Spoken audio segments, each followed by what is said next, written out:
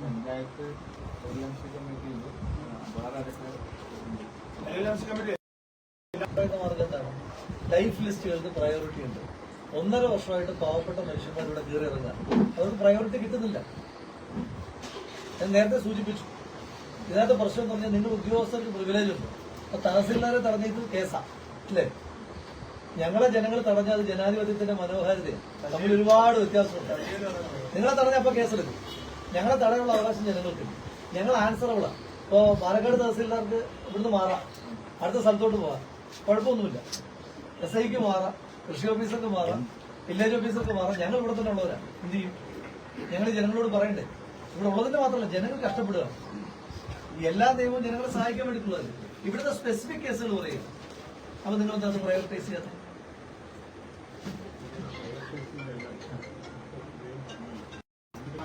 ഇതിനകത്ത് നിങ്ങൾ നടത്തിയ പഠനം മെക്കാനിക്കൽ പഠനമല്ല, മനുഷ്യന്മാർ പോയി നടത്തിയ പഠനമല്ല. നിങ്ങളുടെ സർവേ എങ്ങനെയാണ് നടത്തിയത്? നിങ്ങളുടെ സർവേ സാറ്റലൈറ്റ് സർവേ അല്ലല്ലോ. നിങ്ങളുടെ സർവേ എങ്ങനെ നടത്തിയത്? നിങ്ങളുടെ സർവേ മനുഷ്യന്മാരല്ലേ? ഉദ്യോഗസ്ഥർക്ക് പറഞ്ഞാൽ നിങ്ങൾ മെക്കാനിക്കലായി പ്രവർത്തിക്കേണ്ടവരല്ലോ, മനുഷ്യന്മാരാണ്. ആ മനുഷ്യന്മാർ പോയി സർവേ ചെയ്യുമ്പോൾ എന്തുകൊണ്ടാണ് ഈ യാഥാർത്ഥ്യത്തിൽ ഉൾക്കൊള്ളിക്കാൻ പറ്റാത്തത്? 10-40 വർഷമായിട്ട് വീട് നിൽക്കുന്ന സ്ഥലം എങ്ങനെ പെട്ടെന്ന് കുറ്റപ്പാടാകുന്നത്?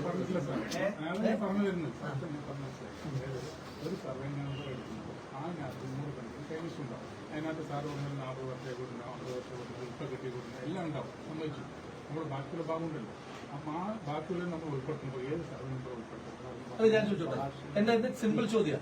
അതായത് ഇത് കാരണം ജനങ്ങൾക്ക് ബുദ്ധിമുട്ടുണ്ടാകുന്നില്ല എന്ന് കൃഷി ഓഫീസർ പറയുന്നുണ്ടോ? ഞാൻ പറയില്ല, ജനങ്ങൾക്ക് ബുദ്ധിമുട്ടില്ല. ഞാൻ ചോദിക്കുന്നത് ഡയറക്റ്റ് ചോദ്യം. ഈ നിങ്ങൾ ചെയ്ത ഈ അശാസ്ത്രീയമായ പ്രവർത്തനം കാരണം ഒറ്റ കാര്യമുള്ളൂ. ഈ അശാസ്ത്രീയമായ പ്രവർത്തനം കാരണം ഒരു മനുഷ്യനെങ്കിലും ബുദ്ധിമുട്ടുണ്ടായിട്ടുണ്ടോ? അതിൽ തർക്കമുണ്ടോ? ബുദ്ധിമുട്ടുണ്ടായിട്ടുണ്ടോ? ഞാൻ ചോദിക്കുന്നതേ ഉള്ളൂ. നമ്മുടെ ലോജിക്ക് നിങ്ങൾ നിയമമാണ് പറയുന്നത്. നിങ്ങൾ നിയമത്തിന്റെ മെക്കാനിക്കൽ സൈഡാണ് പറയുന്നത്. ഞാൻ ചോദിക്കുന്നത് മനുഷ്യന്മാർക്ക് വേണ്ടിയിട്ടുള്ള നിയമം പറയുന്നത്. ഒരാൾക്കെങ്കിലും ഒരാൾക്കും ബുദ്ധിമുട്ടുണ്ടായിട്ടുണ്ടെന്നാണ് ഞാൻ ചോദിക്കുന്നത്. ഇത്രേ ഉള്ളൂ. ഒരാൾക്കും ബുദ്ധിമുട്ടില്ല എന്ന് പറയുന്നത് അല്ല. ഞാൻ ചോദിക്കുന്നത് ഇത്രേ ഉള്ളൂ. ഒരാൾക്കും ബുദ്ധിമുട്ടില്ല നിങ്ങൾക്ക് അവകാശവാദം.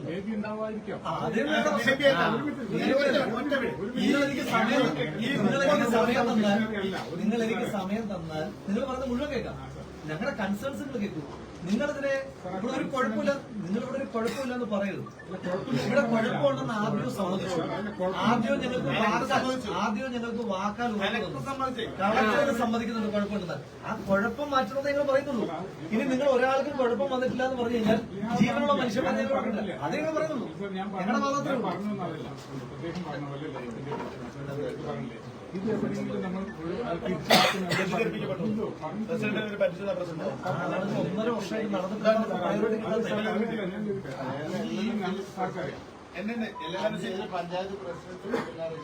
പഞ്ചായത്ത് പ്രസിഡന്റ് 3 രാഷ്ട്രീയ പാർട്ടിയുടെ പ്രതിനിധികൾ വിദഗ്ധരാണ് അവര് 3 പേരും. പിന്നെ അതുപോലെ തന്നെ വില്ലേജ് ഓഫീസർ, കൃഷി ഓഫീസർ. അതിന്റെ പ്രസിഡന്റിന് പരിപാടി ചെയ്ത് വെച്ചിട്ടുണ്ട്. അത് ഞാൻ കാണിച്ചു തരാം. പ്രസിഡന്റ് എംലതാ. അപ്പൊ ഈ പഞ്ചായത്ത് ബോർഡ് റെസൊല്യൂഷൻ അതിനുണ്ട്. പഞ്ചായത്ത് പ്രസിഡന്റ് പറഞ്ഞ കാര്യം 29/9/2025 നിൽക്കേണ്ട ആവേശം ഈ നിൽക്കേണ്ടത് ഒരു ആവേശം കിട്ടില്ല. 29/9/2025 ഡാറ്റാ ബാങ്ക് പ്രസിദ്ധീകരണവുമായി ബന്ധപ്പെട്ടുകൊണ്ട് ആക്ഷേപങ്ങൾ സ്വീകരിക്കാൻ കരട് ഡാറ്റാ ബാങ്ക് കണ്ണാടി ഗ്രാമപഞ്ചായത്ത് സെക്രട്ടറി കൃഷി ഓഫീസർക്ക് സമർപ്പിച്ചു.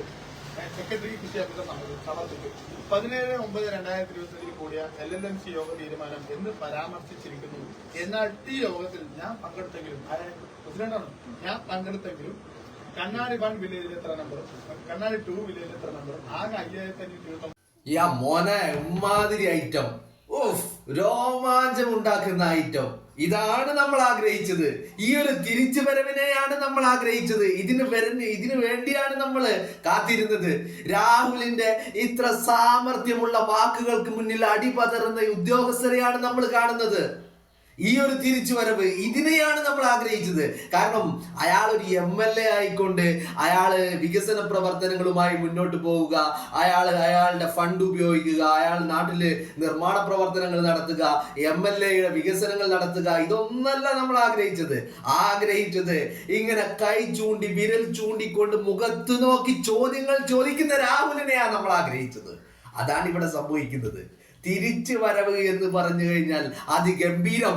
പാലക്കാട്ടെ ജനതയുടെ ഒപ്പം നിന്നുകൊണ്ട് മറ്റൊരാളില്ല. പാലക്കാട്ടെ ജനതയ്ക്ക് അവരുടെ പ്രശ്നങ്ങൾ പരിഹരിക്കപ്പെടാൻ മറ്റൊരാളില്ല എന്നുള്ള ഉത്തമ വിശ്വാസത്തില് BJP-കാരനും CPM-കാരനും CPI-കാരനും ഒക്കെ രാഹുലിനൊപ്പം.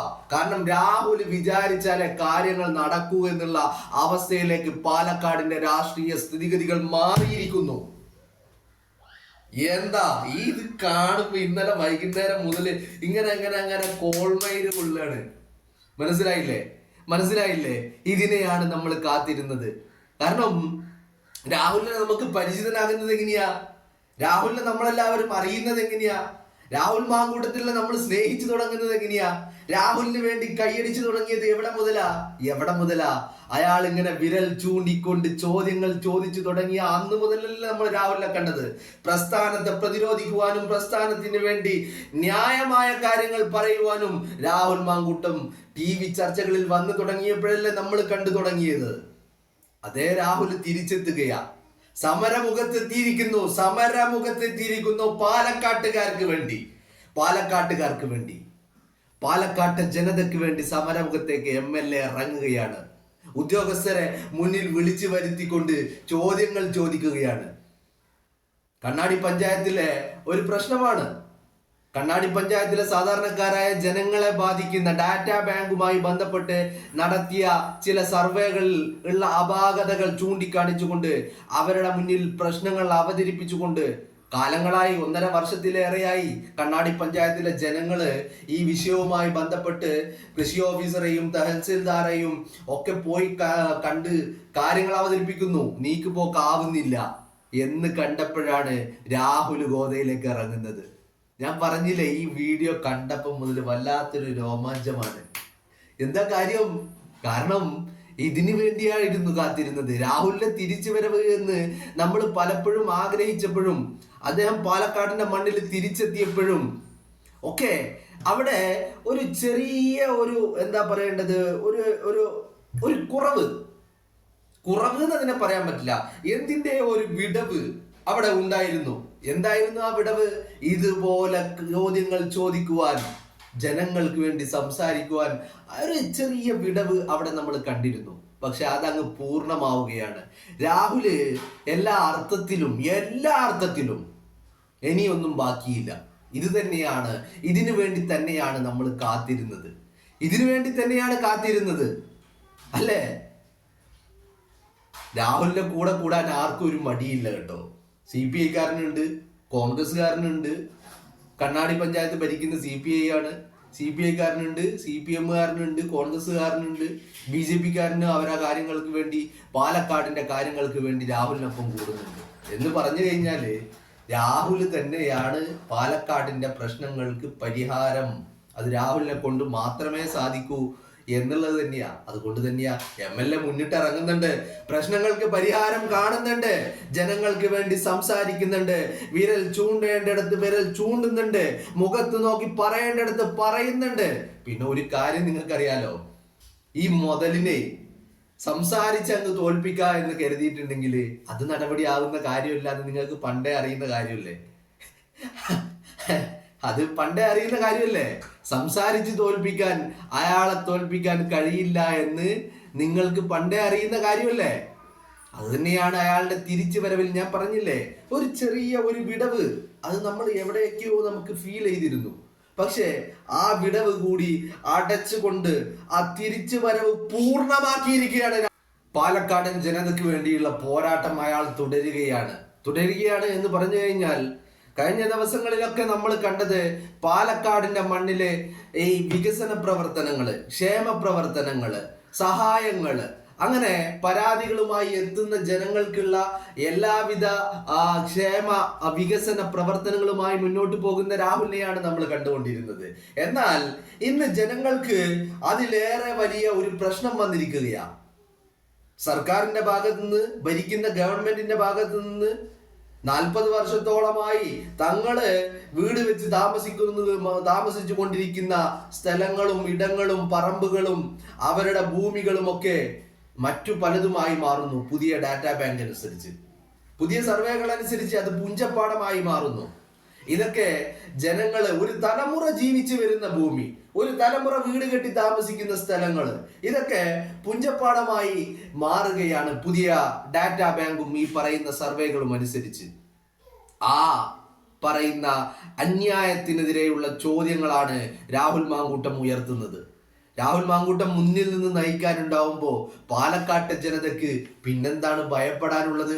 കാരണം അവിടെ ഒരു നായകനുണ്ട്, അവിടെ ചോദ്യങ്ങൾ ചോദിക്കാൻ ശേഷിയുള്ള നാട്ടിലുള്ള നായകനുണ്ട്. അത് തന്നെയാണ് രാഹുൽ മാങ്കൂട്ടം. അയാളില് ജനങ്ങൾക്ക് വിശ്വാസ്യതയുണ്ട്. ജനങ്ങള് ഒരു പ്രശ്നം പരിഹരിക്കപ്പെടാൻ കഴിയില്ല, അതില്ലെങ്കിൽ അവിടെ നിയമ തടസ്സങ്ങളുണ്ട്, അവിടെ സർക്കാരിന്റെ ഇടപെടലുകളുണ്ട് എന്നൊക്കെ വരുമ്പോ അവസാനം ഇത് പരിഹരിക്കപ്പെടണമെങ്കിൽ, ഇതിനൊരു ആൻസർ ഉണ്ടാവണമെങ്കിൽ അത് രാഹുൽ മാങ്കൂട്ടത്തിനെ കൊണ്ട് മാത്രമേ സാധിക്കൂ എന്നുള്ള ജനത്തിന്റെ തിരിച്ചറിവും അതോടൊപ്പം പാലക്കാടൻ ജനത രാഹുൽ മാങ്കൂട്ടത്തിനോടൊപ്പം നിൽക്കുന്നു. മനസ്സിലായില്ലേ? ഇത് വെള്ളപൂശലല്ല, ഇത് ആരെയും ഈ പറയുന്ന അയാളുടെ മേനി പറയലല്ല, മറിച്ച് ഒരു ജനതയുടെ വിശ്വാസമാണ്. ആ ജനത തങ്ങളെ ചേർത്ത് പിടിച്ച് മുന്നോട്ട് നയിക്കാൻ, തങ്ങൾക്ക് വേണ്ടത് ചെയ്തു തരാൻ, തങ്ങളുടെ പ്രശ്നങ്ങൾക്ക് പരിഹാരം കാണാൻ, അതിന് ഈ പറയുന്ന രാഹുൽ മാങ്കൂട്ടത്തിനെ കൊണ്ട് മാത്രമേ സാധിക്കുകയുള്ളൂ എന്ന് പാലക്കാടൻ ജനത വിശ്വസിക്കുന്നു. അവിടെ CPI-കാരൻ കൂടെ കൂടുന്നു. കാരണം അയാളുടെ പ്രശ്നങ്ങൾക്ക് പരിഹാരം ഉണ്ടാവണമെങ്കിൽ MLA വേണം, MLA കൊണ്ട് മാത്രമേ സാധിക്കുകയുള്ളൂ. ചോദ്യങ്ങൾ ചോദിക്കുവാനും അതിന് അത്രയും ആപ്റ്റായിട്ടുള്ള മറ്റൊരു വ്യക്തിയില്ല. മനസ്സിലായില്ലേ? പാലക്കാട്ടെ ജനതയുടെ ഈ പറയുന്ന പ്രശ്നങ്ങളിൽ ഇടപെടാൻ ഇവിടെ CPM-കാരനില്ല, രാഹുലിനെ തടയുമെന്ന് പറഞ്ഞവരില്ല, രാഹുലിനെ കാലുകുത്തിക്കാൻ സമ്മതിക്കില്ല എന്ന് പറഞ്ഞ BJP-കാരനെ കാണാനില്ല. CJP മുന്നണികള് ഓടിയൊളിക്കുകയാണ്. CPM ഭരിക്കുന്ന കണ്ണാടി പഞ്ചായത്തില് ജനങ്ങൾക്ക് ഇങ്ങനെ ഒരു പ്രശ്നമുണ്ടായിട്ട് പിണറായി വിജയൻ ഭരിക്കുന്ന കേരളത്തില് ആ പ്രശ്നത്തിന് 1.5 വർഷമായിട്ട് ഒരു സൊല്യൂഷൻ, ഒരു പരിഹാരം കണ്ടെത്താൻ കഴിയാതെ വരുമ്പോ അവിടെ രാഹുൽ തന്നെ ഇറങ്ങേണ്ടി വരികയാണ്. ജനം അവസാനം രാഹുലിനടുത്ത് എത്തുകയാ, MLA ചെയ്തു തരണമെന്ന് ആവശ്യപ്പെടുക. പിന്നെ രാഹുലിന് മേലെയും താഴെയും നോക്കാനില്ല. രാഹുൽ അങ്ങോട്ട് ഇറങ്ങി പ്രശ്നം പരിഹരിക്കും. ചർച്ചകൾ പുരോഗമിക്കുന്നുണ്ട്. ചർച്ച ചെയ്ത് തന്നെയാണ് പരിഹരിക്കാൻ പോകുന്നത്. കാരണം ഇത് നിയമത്തിന്റെ നൂലാമാലകളാണ്. രാഹുലിന്റെ ചോദ്യം നിങ്ങൾ കേട്ടില്ലേ? ലോജിക്കായിട്ട് വളരെ സിമ്പിളായ ക്വസ്റ്റ്യനാണ് രാഹുൽ ചോദിക്കുന്നത്. നിങ്ങൾ ഈ ചെയ്തിരിക്കുന്ന സർവേ, നിങ്ങൾ ഈ തയ്യാറാക്കിയിരിക്കുന്ന ഡാറ്റാ ബാങ്ക്, ഇതുകൊണ്ട് ഈ നാട്ടില് ഒരു മനുഷ്യനെങ്കിലും ഒരു ബുദ്ധിമുട്ട് ഉണ്ടായിട്ടില്ല എന്ന് നിങ്ങൾക്ക് പറയാൻ സാധിക്കുമോ? അങ്ങനെ സാധിക്കുകയാണെങ്കിൽ നിങ്ങളുടെ മുന്നിൽ ജീവനുള്ള 10,000 ആളുകളെ കൊണ്ടുവന്ന് നിരത്തി വെക്കാമെന്നാണ് രാഹുൽ പറയുന്നത്. മനസ്സിലായില്ലേ? അപ്പോ ഇതിനൊരു സൊല്യൂഷൻ കണ്ടെത്തിയേ മതിയാകൂ. ആർജവമുള്ള നട്ടലുള്ള വാക്കുകൾ അത് എല്ലാവർക്കും ഉണ്ടാവില്ല. അത് തന്നെയാണ് രാഹുലിനെ നമ്മൾ ഇഷ്ടപ്പെടാനുണ്ടായ കാരണവും, രാഹുലിനെ തിരിച്ചുവരവ് നമ്മൾ ആഗ്രഹിക്കാനുണ്ടായ കാരണവും അത് തന്നെയല്ലേ. ഇത്രയധികം ആർജവമുള്ള നട്ടലുള്ള ചോദ്യങ്ങൾ ചോദിക്കുവാനും പറയേണ്ടിടത്ത് പറയുവാനും ആർജവമുള്ള മറ്റൊരു നേതാവിനെ നമ്മൾ കണ്ടിട്ടുണ്ട്, ഇല്ല എന്നൊന്നും ഞാൻ പറയുന്നില്ല. പക്ഷേ വളരെ വിരളമാണ് എന്നുള്ളതാണ്. അത് തന്നെയാ ഈ പാലക്കാടിന്റെ മണ്ണിലെ രാഹുൽ മാങ്കൂട്ടത്തിന് ഇത്രയധികം സ്വീകാര്യതകൾ ലഭിക്കുന്നത്. അയാളെ ഇത്രയധികം വ്യത്യസ്തനാക്കുന്നത് ഈ കാര്യങ്ങൾ തന്നെയാ. ഇതുകൊണ്ട് തന്നെയാണ് ജനം ഒരു പ്രതിസന്ധി ഘട്ടം വരുമ്പോ ഇനി മുന്നോട്ട് പോവാൻ കഴിയില്ല, അവസാന കടമ്പയും അവസാന പ്രതീക്ഷയും അസ്തമിക്കുമ്പോ അവർക്ക് ആ പ്രതീക്ഷ അവസാനിച്ചിട്ടില്ല, നിങ്ങളുടെ കാര്യങ്ങൾക്ക് പരിഹാരമുണ്ട്, ആ പരിഹാരം കണ്ടെത്താനായിട്ട് ഇവിടെ ഒരു MLA ഉണ്ട്, അത് രാഹുൽ മാങ്കൂട്ടം നിങ്ങളോടൊപ്പമുണ്ട്. രാഹുൽ നിങ്ങളോടൊപ്പമുള്ള കാലത്തോളം നിങ്ങളുടെ പ്രതീക്ഷകൾ അവസാനിക്കുന്നില്ല എന്നുള്ള ഒരു ഉറപ്പ് പാലക്കാടിന്റെ ജനതയ്ക്ക് നൽകാൻ കഴിയുന്നുണ്ടെങ്കിൽ അത് രാഹുലിനെ കൊണ്ടല്ലാതെ മറ്റാരെ കൊണ്ടും സാധിക്കുന്നില്ല. രാഹുലിന്റെ ഈ ഒരു തിരിച്ചുവരവിന് വേണ്ടിയായിരുന്നു നമ്മൾ കാത്തിരുന്നത്.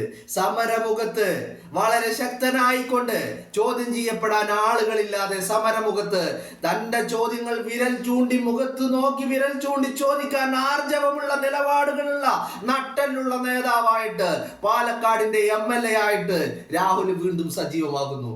ഇതൊക്കെ കാണുമ്പോ നമ്മളെ സംബന്ധിച്ചിടത്തോളം ഒരു വലിയ സന്തോഷമാ. എന്താ കാരണം? കാരണം രാഹുലിന്റെ തിരിച്ചുവരവ് അത്രയധികം ആഗ്രഹിച്ച ആളുകളിൽ ഒരുവനാ നമ്മളും. അല്ലേ? ഈ കേൾക്കുന്ന നിങ്ങളും അങ്ങനെയുള്ള ആളുകളല്ലേ? ആ തിരിച്ചുവരവ് സമ്പൂർണമാകുമ്പോ അതിൽ വല്ലാത്തൊരു സന്തോഷമുണ്ട്, ഇല്ലേ? ഉണ്ട്. ഇത് തന്നെയാണ് നമ്മൾ ആഗ്രഹിച്ചതും. ഇതൊക്കെ കാണുമ്പോൾ ഉണ്ടാകുന്ന ഒരു സന്തോഷം അത് പറഞ്ഞറിയിക്കാതിരിക്കാൻ കഴിയില്ല.